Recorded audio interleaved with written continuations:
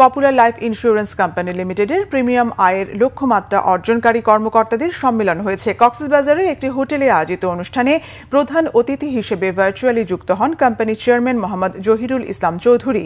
অনুষ্ঠানে সভাপতিত্ব করেন পপুলার লাইফ ইন্স্যুরেন্সের ব্যবস্থাপনা পরিচালক ও সিইও এবং বাংলাদেশের ইন্স্যুরেন্স ফোরামের প্রেসিডেন্ট বি.এম. ইউসুফ আলী।